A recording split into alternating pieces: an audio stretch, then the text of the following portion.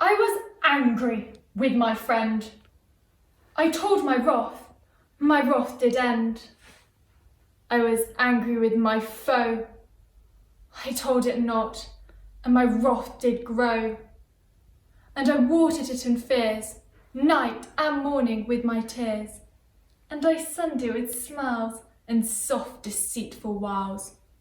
And it grew both day and night, till it bore an apple bright. And my foe beheld it shine, and he knew that it was mine. Into my garden stole, when the night had veiled the pole.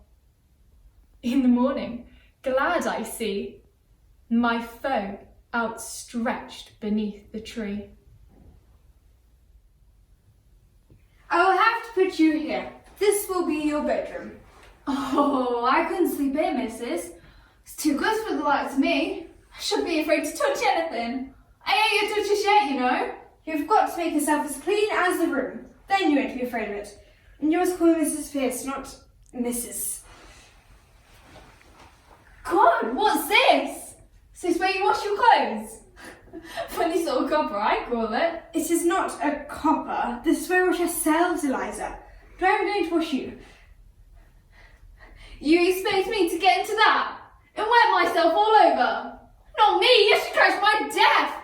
I knew a woman who did it every Saturday night and she died of it. Mr. Higgins has a gentleman's bathroom downstairs, and he has a bath every morning in cold water. Oh, he's made of iron, that man. If you have to sit with him and the Colonel and be taught, you'll have to do the same. They'd like the smell of you if you don't. But you can have the water as hot as you like. There are 2 taps, hot and cold. Oh, I couldn't. I don't. It's not natural. It would kill me. I've never had a bath in my life. Not what you call a proper one. Well, don't you want to be clean and sweet and decent like a lady? You know, you can't be a nice girl inside if you're a dirty commoner outside. Boo-hoo! Stop crying, go back into your room, take off your coats. Then wrap yourself in this and come back to me and I will get the bath ready. I can't. I won't. I've never took off all my clothes before. It's not right. It's not decent. Nonsense, child. Don't take off all your clothes every night before you go to bed.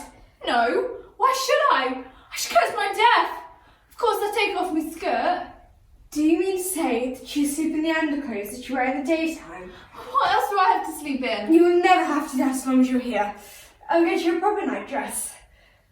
Do you mean change into cold things? And lie awake shivering half the night? You want to kill me, you do! I want to change you from a frowsy commoner to a clean, respectable girl fit to sit with a gentleman in the study.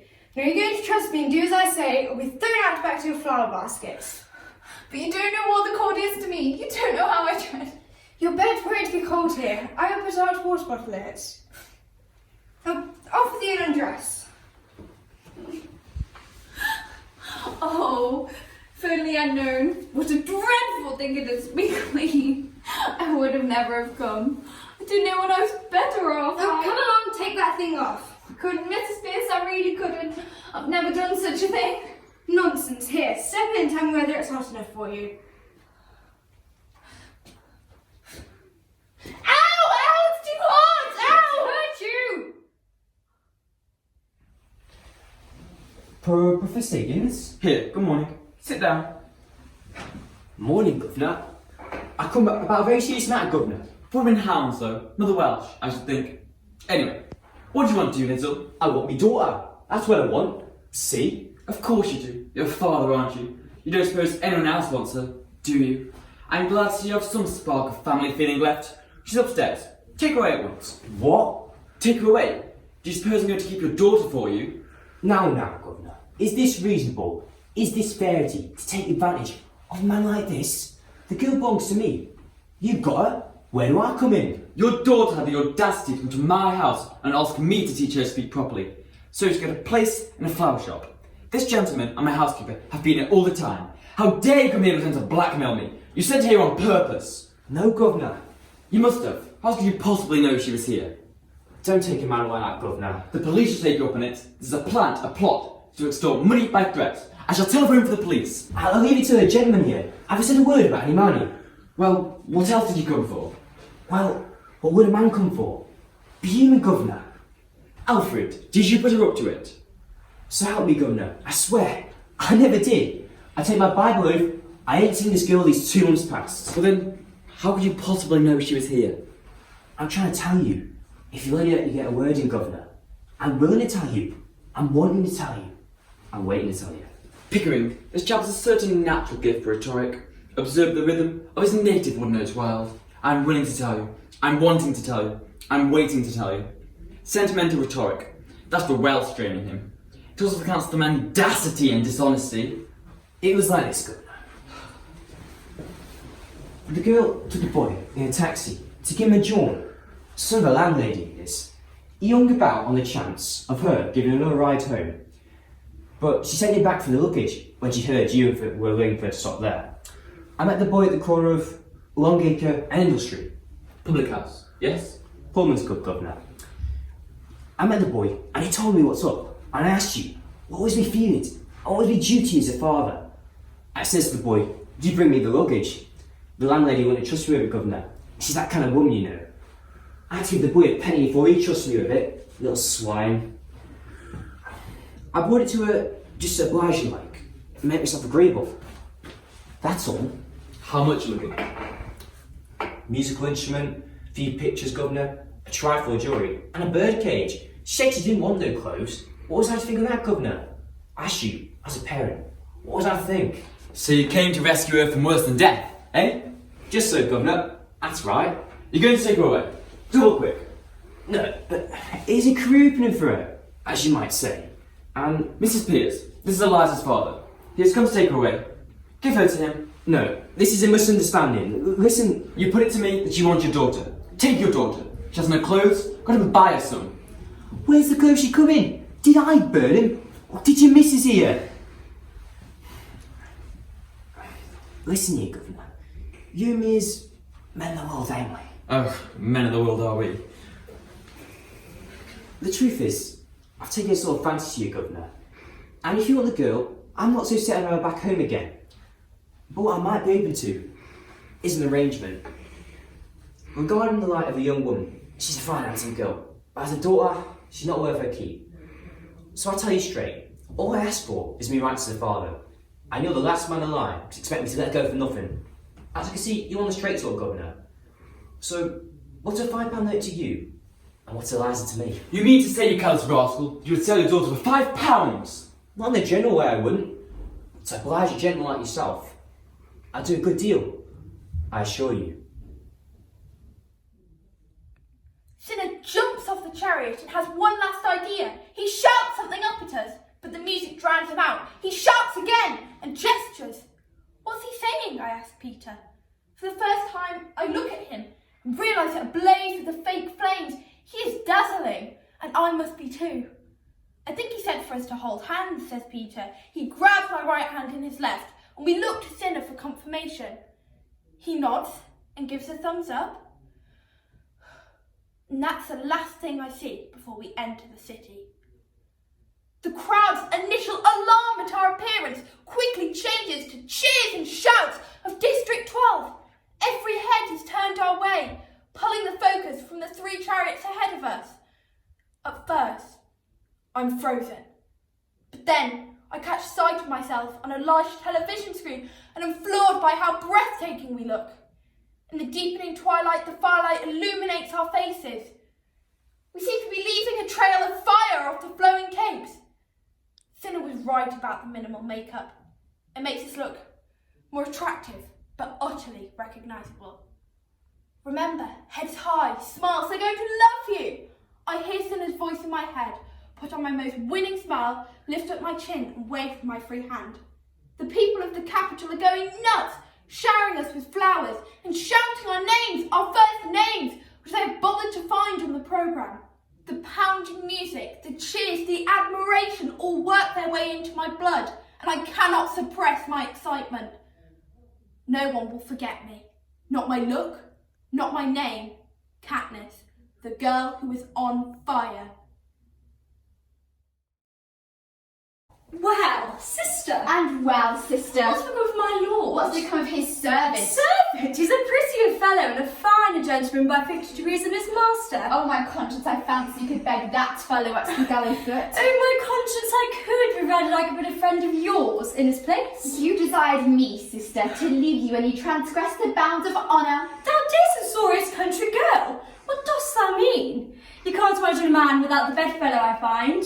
I don't find anything unnatural in that thought. For the mind is conversant with flesh and blood, it is conformed to the humour of company. How did love and good company improves a woman? Why, child, you begin to live? You never spoke before. Because I was never spoken to.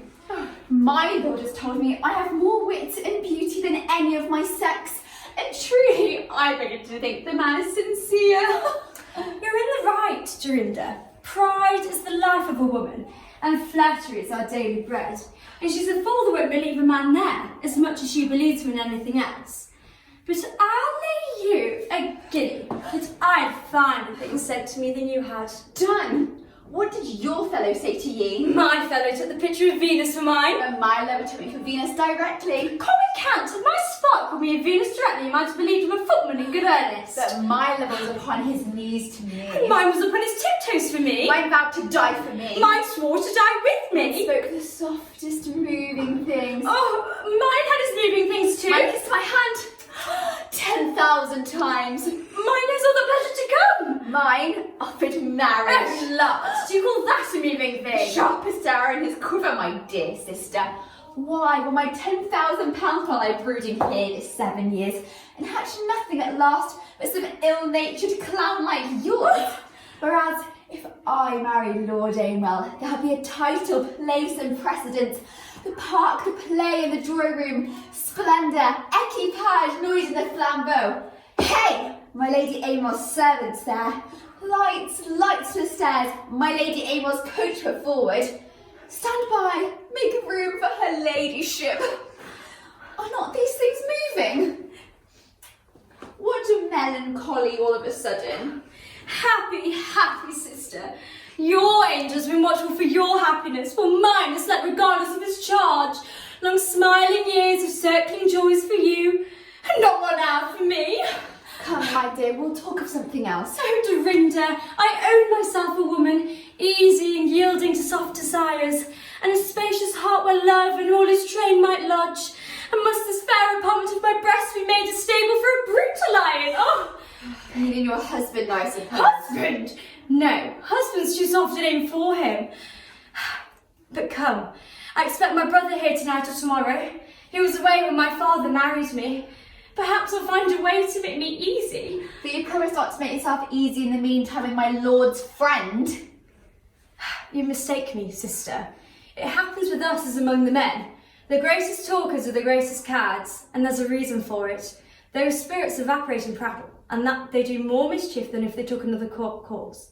Though, to confess the truth, I do love that ye fellow.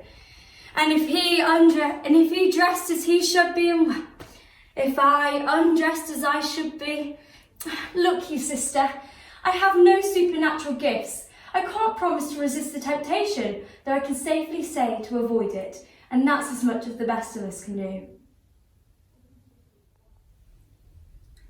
Ismaili, listen. The same blood flows through both of our veins, doesn't it, my sister? The blood of Oedipus. And suffering, which was his destiny, is our punishment too. A sentence passed down to all of his children. Physical pain, contempt, insult, every kind of dishonour. We've seen them all, endured them all, the two of us. But there's more to come. Now, today, have you heard it? This new proclamation that the king has made to the whole city. Have you heard how those nearest to us are being treated with the contempt and loathing that we reserve for traitors, people that we love? No one has told me anything, Antigone. I have heard nothing, neither good nor bad, about anyone we love. Not since the battle, and the terrible news that both of our brothers were dead. One day, one battle, and fratricide twice over, each brother cutting down on their own flesh. But the army from Argos retreated last night. I have heard that. Nothing else to cheer me up nor depress me further. I thought you hadn't. That's why I asked you to meet me here, so I can tell you everything without any risk of being overheard. What is it then? More terrible news? Something black and frightening, I can see that. What do you think, Ismaili? Perhaps you can guess. We have 2 brothers, both of them dead, and Creon has decreed that a decent burial should be given to one, but not to the other. Autocles, apparently, has already been buried with full military honours and all the formalities due to the dead meticulously observed, so that his rest in the underworld amongst the heroes is assured. But Polynices, who died in agony just as certainly as his brother did, is not to be buried at all. The decree makes it quite plain. He is to be left, lying where he fell with no tears and no ceremony of mourning, to stink in the open until the kites and vultures catch scent of him, tearing him to pieces, picking him to the bone, left unburied. There's no rest for him in the underworld. No more than there is here. What a great king our Creon is, sister. And he means to act to make it stick. The punishment for anyone who disobeys his orders is public stoning to death. So that's the news. And you know it now. Now the time has come for you to stand up and be counted with me, to show you are the worthy of the honour of being Oedipus's daughter. Wait a minute, Antigone, don't be so headstrong. If all this is as you say it is, what can I do one way or the other? Just say that you'll help me. Commit yourself. To do what? Something dangerous? Just to give me a hand to move the body. It's too heavy for me to lift it on my own. To bury him, you mean? In spite of the decree. You must be mad. Creon has publicly forbidden it. He can't forbid me to love my own brother. Have you forgotten what happened to our father? Contempt and loathing from everyone, even from himself. That was his reward. Think for an Antigone, please. We are women, that is all. Physically weaker and barred from any political influence. How can we fight against the institutionalised strength of the male sex?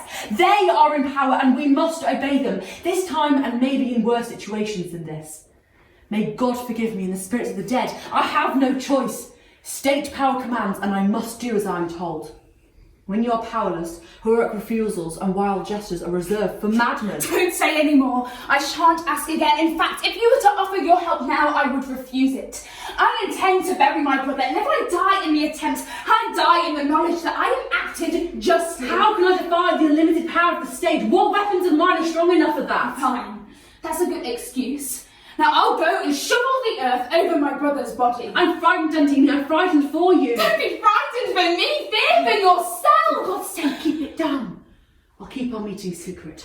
There is a fire burning in you, Antigone, and it makes me go cold just to hear you. I'm not doing it to please you. It's for him. This obsession will destroy you. You are certain to fail. I shall fail when I failed not before. Why begin when you know you cannot possibly succeed? Be quiet. Before I begin to despise you for speaking so feebly, he will despise you too, and justly. You can go now, go! If you've made up your mind. Antigone, it's madness. Remember, I love you whatever happens.